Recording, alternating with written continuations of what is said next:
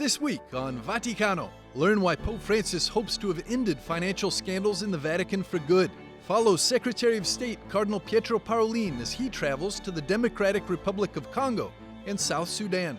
Meet Vincenzo Bassi, one of the leaders in advocating and promoting family values in Europe, and travel to the sanctuary of Lourdes for the annual international military pilgrimage. For this and more, Vaticano starts now.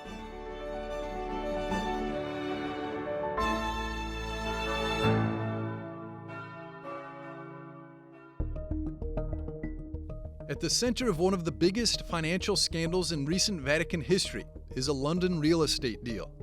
The high-end building is now being sold, as the Holy See has recently confirmed, while the Vatican reportedly invested $364 million in building luxury apartments at 60 Sloane Avenue in London. It now received only $224 million. This amounts to a loss of $140 million. Officials clarified that the losses would be covered by the Secretariat of State. Peter's Pence, which is the name for the donations of the faithful to the Holy See, will not be touched. 10 high-ranking Vatican officials are now on trial in the Vatican. The defendants include the former prefect of the Congregation for the Causes of Saints, Cardinal Angelo Becciu, who was in a leading position at the Secretariat of State at the time of the purchase of the property. No more. Pope Francis hoped that due to his recent changes to Vatican leadership, financial scandals such as this of the London property deal are a thing of the past. In a recent interview, he praised Cardinal George Pell as a genius. The Australian cardinal had years back suggested to introduce a financial ministry to oversee money flows and combat corruption inside the Vatican. Cardinal Pell was the first to oversee the Secretariat for the Economy. That was the first change that Pope Francis applied to a structure he now called irresponsible. In the interview for a news agency called Reuters, he also said that the administration of money had not been mature. Cardinal Pell tried to change this immediately, but got caught up in baseless abuse accusations dating back to his tenure in Australia, of which he was eventually cleared. Before he left his post, he suggested that Cardinal Becciu was resisting change. Eventually, Pope Francis transferred the control of the Secretariat's real estate portfolio to the administration of the Patrimony of the Apostolic See, better known as APSA, which now sold the London property.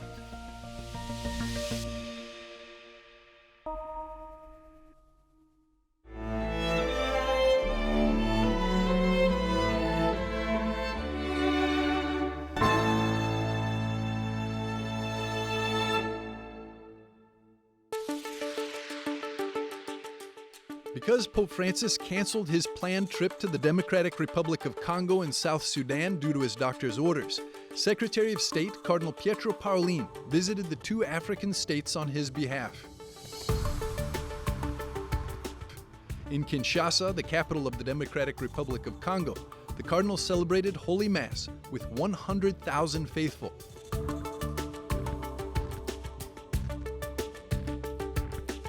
He also met with church and political leaders. Cardinal Parolin reiterated that his visit was not intended to replace the postponed papal trip, but only to precede it. An important point of the Secretary of State's trip was the signing of an agreement between the Congolese Bishops' Conference and the government. In it, the church is granted juridical status after previously being considered merely a non-profit association. Cardinal Pietro Parolin then traveled on to Juba, the capital of South Sudan. There he met the President of the Republic, Salva Kiir, and the first Vice President, Riek Machar. During the meeting, the Vatican Secretary of State called for peace and stressed that without peace, there is no development. The lack of peace always leads to instability and discontent, he said. Cardinal Parolin also visited the refugee camp in Bentiu and the John Garang Mausoleum, a memorial dedicated to the leader of the Sudan People's Liberation Movement and first Vice President of Sudan after the peace accords. There, the Cardinal celebrated Holy Mass. At the end of his trip, the Pope's Secretary of State also visited the Catholic University and the Children's Center in Usra Tuna before returning to Rome on July the 8th.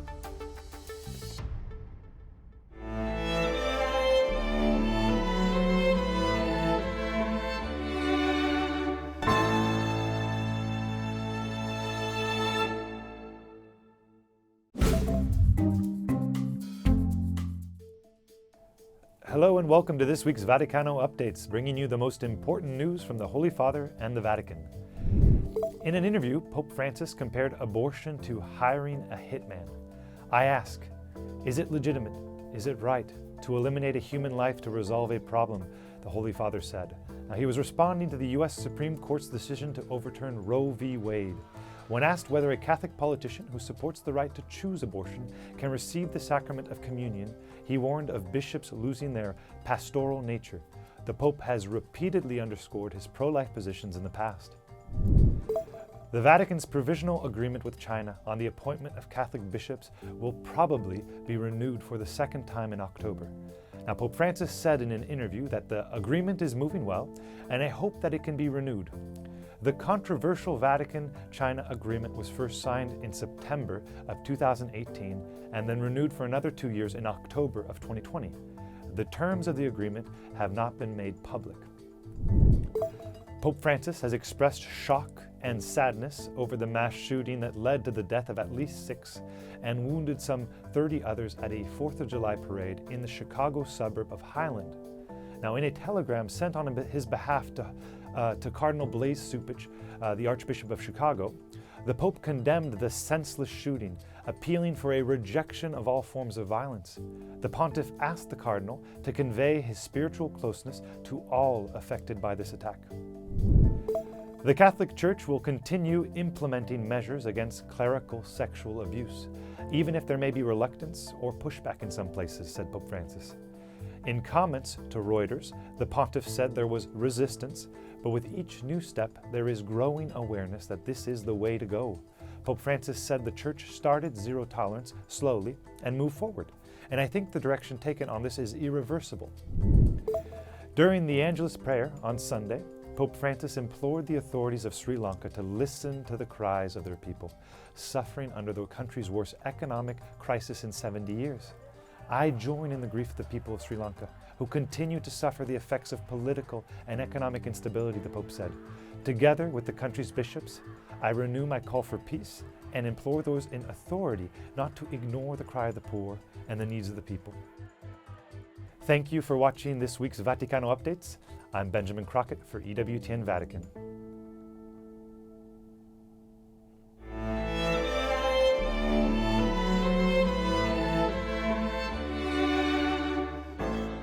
In a few moments, we'll be back with more on Vaticano.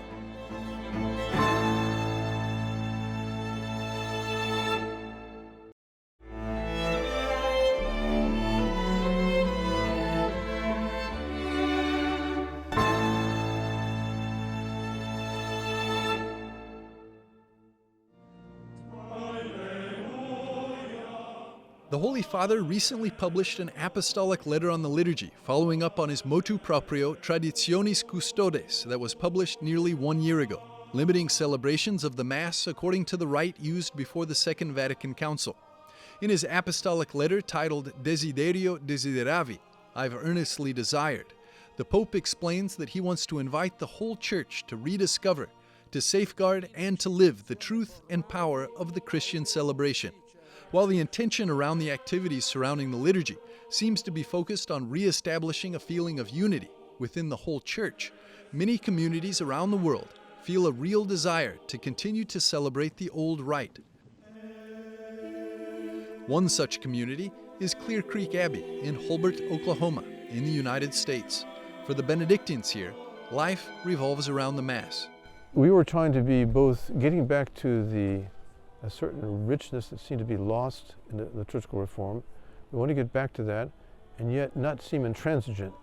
And so what we came up with is having permission for the 1962 Missal, but using some of the prefaces, using the calendar from the new Missal. We're trying to build bridges, and so it's basically the rite is like in the 1962, but there's some changes to it, and we use some new elements. We worked this out with the Ecclesia Commission, which was started by John Paul II, at a certain moment, and they allowed us to do this, to have our own, you might call it a Benedictine rite. It's similar to the 62, you might call it a Benedictine rite, although it's not officially that. In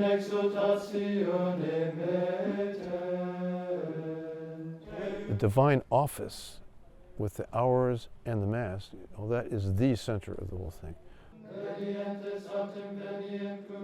It's sort of like the sun, you know, it sort of commands everything. The reality of Holy Mass is something of infinite value, of greatness, and so it's all really centered on that. The monks have found that the Latin Mass leads them to deeper communion with God, and that it particularly resonates with young people. Many young families have moved here to be close to the monks. The very presence of the monastery is leading to a revival of the faith in this part of the world. A lot of people have moved in since we've been here. I think they said that in Oklahoma, in general, when we arrived, the percentage of Catholics was less than in mainland China. Very few. They're Baptists, but right away people started coming this way and buying houses around. So now when we go on a walk, we meet pretty much all our friends, Catholic friends. In fact, the monastery has grown very quickly since its founding in 1999. From 13 monks originally, it is now filled to capacity at 60 men. 7 entered last year alone. The development of the complex hasn't been able to keep up with the number of vocations. This most recent addition is a dormitory that should be finished in October of 2022. They build as they receive funding. God makes us work hard and wait and have to not be spoiled with too much money too fast. So we don't have that much, but we get it as it comes. You know. St. Joseph is our big fundraiser. The Blessed Virgin Mary, Infant Jesus, Blessed Virgin Mary, and St. Joseph.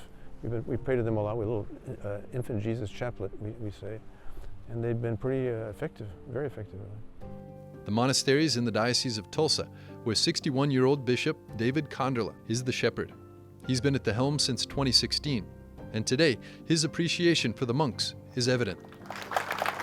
When I first went out there, I could see that these guys are serious. They're living a very serious approach to the monastic life. Their idea is to be there for 1,000 years. And so consequently, for example, when I was first there, everything was happening in the crypt, the bottom floor of what now is the 2-floor church, because they hadn't built that part yet. And it was years since they had built the crypt. And so they're approaching it bit by bit, stone by stone, you could say. But they're very dedicated to their life of prayer and to keeping the cloister. One of the beauties of the monastery is the way that people from the diocese are invited in various ways. And the community's healthy, it's young, they have lots of vocations, and so I'm very happy that they're here. Ultimately, the possibility of continuing to celebrate the Mass in Latin here is in his hands and those of his successors. For the monks themselves, they are Catholic first and foremost, says the Father Abbot, and they will remain in the fold, come what may. But we're still waiting to see exactly what is expected of us. You know, our bishop here is very favorable to what we're doing already. He has no problem with that. Our attitude is that when the competent authority tells us directly what we need to do, we'll obey. We're not going to, you know, but we want to keep something I think is very precious that could be lost, and we're trying to help maintain that. But being Catholic, being truly Catholic and not, you know, sectarian or ideological or something. While we're living in this unique moment with regard to the discussion surrounding the liturgy, one thing is certain. We can all heed the Holy Father's message that the Christian faith is either an encounter with Him alive or it doesn't exist. Liturgy guarantees for us the possibility of such an encounter. For us, a vague memory of the Last Supper would do no good. We need to be present at that supper, to be able to hear His voice, to eat His body, and to drink His blood. We need Him.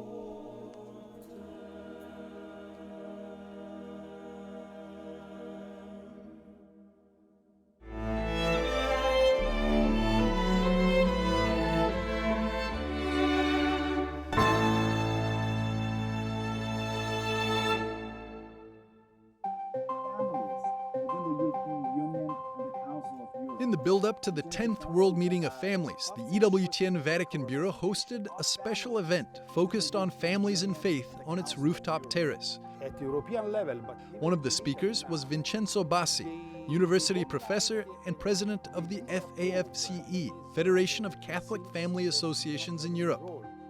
If you were to focus on one... EWTN Vatican's Benjamin Crockett sat down with him to discuss the challenges families face in Europe. Vincenzo, thank you so much for making the time to be with us this evening. I understand that this year is a very important year for the Federation of Catholic Families Alliances in Europe. You've just celebrated your 25th anniversary and also recently met the Holy Father. For our audience that might not know the important work that you do and your association does in promoting family values in Europe and around the world, could you lay out a little bit of what it is that your association does? FAFSE represents 18 countries all around Europe, not only countries member of the European Union, but in general we represent the continental Europe. What we do is just to represent families vis-à-vis the European institutions, either the European Union or the Council of Europe, and in communion with the Bishop Conferences at the national level, what we do is also to develop the family associations all around, Catholic Family Association all around Europe. So they are the main goals of our federation. If you had one moment to speak with a couple that is not in a Christian marriage, they don't have children yet, but they are thinking about it, how would you describe the importance of family, the importance of the Christian family in our modern society? What would you tell them if you had 1 minute? 1 minute. Well, what I say that family is a very joyful responsibility. And we know that we cannot consider for granted the family. It's true, but you don't have to feel alone having a child, having family. So please feel adequate to have a family, and let's try together to have a network of families that can support you in this very joyful responsibility. And the family, you know, is an act of generosity. Is not you cannot be a hero just having a family. We have to move and to consider the family life as a generosity act. And what would you say is the biggest challenge opposed to that idea of traditional family in our day-to-day? Well, the challenge is, as the Pope said, we need more network of families. Because if you are with others, you feel yourself better and you are encouraged by the others. It's like in the past, you have children, you could have children, even it was difficult, very hard, tough time, but you had children because the community supported you. Absolutely. Now we are individuals, and when you are individuals, you don't have any support. You find even just one child too much, because it's true. Donating life to another person is too much for you. But if you are in a community with the pastors in the middle, it will be possible, because it's a very joyful responsibility. As society continues to move in the direction of hyper-individualism, communities and networks of families, such as the one Vincenzo Bassi leads in Europe, will become increasingly important.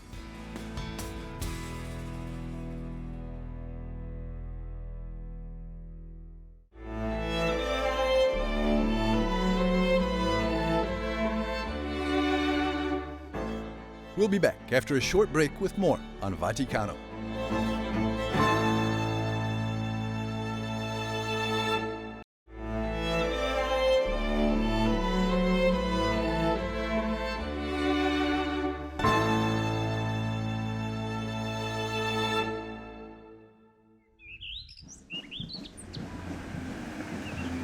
One weekend every May, the annual international military pilgrimage takes place in the town of Lourdes in the south of France.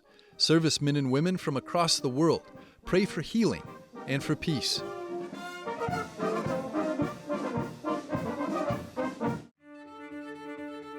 This year, the pilgrimage took place from May the 13th to the 15th. It traces its roots back to December of 1944, when representatives of militaries from across the globe gathered here to celebrate Mass at the Basilica of Our Lady of the Rosary. Then after World War II came to an end, French soldiers and their chaplains invited German soldiers and their chaplains to gather here to pray. Archbishop Timothy Broglio is the Archbishop for Military Services in the USA. It originated as an attempt to reconcile the nations of Europe that had been at war, to allow them to move on to the next stage of their relationship. And actually, at the first military pilgrimage to Lourdes, the Germans were afraid to come into the town because they didn't know what the reaction might be. And so that really began the whole tradition of healing and reconciliation. If you work with the military, as I've done for the last 14 years, you'll find that the first group that does not want to be at war is the military, because they know what it costs.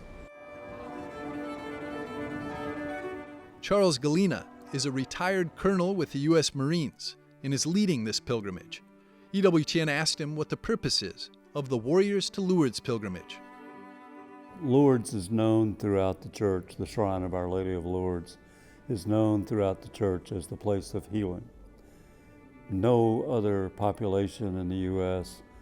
needs healing, peace, reconciliation than our military wounded, ill, and injured, our military that have seen combat. The physical wounds of war are visible. The emotional wounds of war, not so much. Moral injury is totally hidden. It is the wounds to the soul. It's the guilt, the shame of what takes place in combat. So how do we heal that? We heal that through prayer, the sacraments, and through ritual.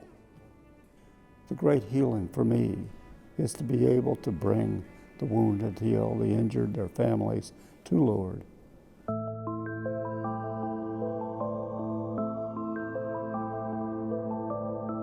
The servicemen and women who have come here are looking to heal the physical and spiritual wounds of war. And that cost for many who have served in battle is a high price, as they're often left with physical wounds, but also deeper emotional and spiritual wounds. Judith Benjamin is a retired Florida Army National Guard member. Mom is very proud of me for, just taking the step to leave the house. Not only the house, the country, because I'm in a different country now. I'm just looking for that healing. And people come to Lourdes for so many different reasons, and people often say that they're coming here looking for something in Lourdes. They're searching, seeking peace, healing, forgiveness. So what is it today that you are looking for? All of the above. Healing. I suffer from depression and anxiety. I also have PTSD. So healing, prayer, try to meet more people, to get out more often. Peace, tranquility, prayer.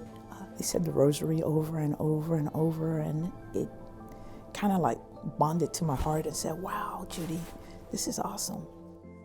I lost, that sense of pain. I had pain, internal pain, and I was like, wow, I feel good.